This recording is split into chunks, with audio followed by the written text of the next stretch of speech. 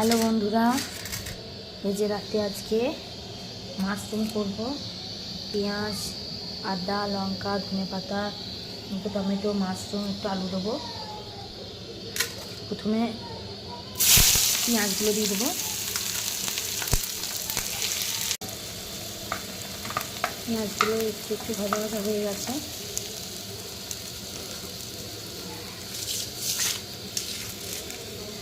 এবার মাশরুমটাকে দেবো। মাশরুমটাকে প্রথমে সেদ্ধ করে একটু জলটা বের করে রেখে দিয়েছি হালকা করে।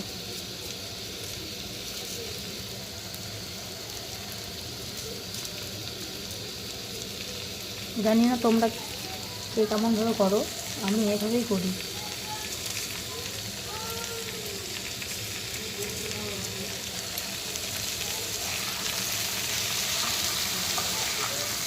পেঁয়াজ আর মাশরুমটাকে একটু ভেজে নেবো, তারপর আলুটাকে দেবো।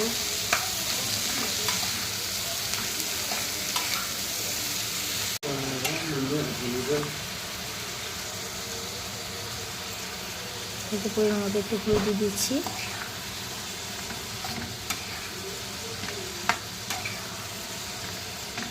আর একটু দেবে, একটু দেবে, আলুগুলো দেবো তো। লবণটা একটু দাও। এই যে আমার বর এইদিকে দিয়ে দিচ্ছে, লবণ দিলাম।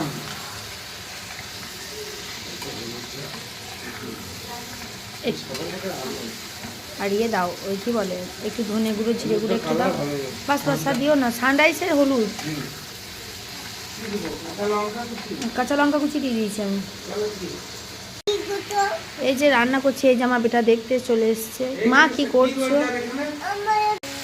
এই যে একটু ধনে গুঁড়ো সামান্য পরিমাণে দেওয়া হচ্ছে, আর একটু জিরে গুঁড়ো দেবো, ব্যাস। এবার শুধু কষাবো।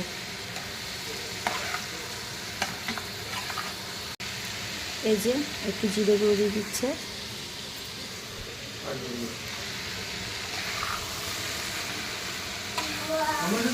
হ্যাঁ, টমেটো দিচ্ছি, একটু টমেটো সস দিতে হবে, টমেটো ছিল না।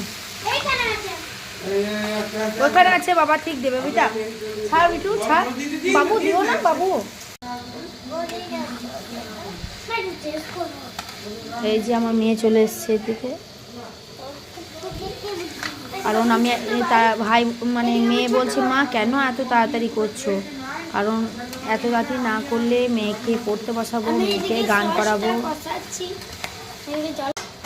এরকম কেমন সুন্দর তেল ছেড়ে দিয়েছে। এই যে এবার রান্না আমার কমপ্লিট হয়ে গেল। ধনেপাতা দিয়ে দিলাম।